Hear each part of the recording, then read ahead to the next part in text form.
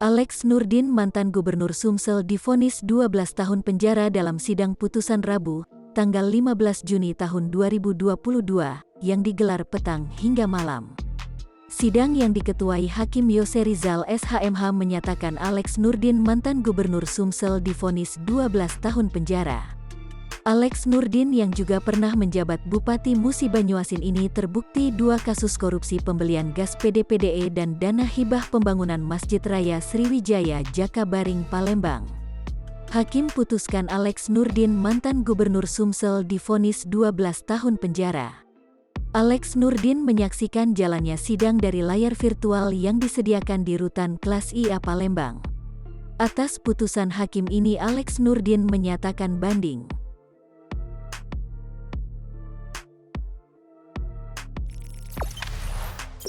Jangan lupa subscribe, share, komen, dan like ya!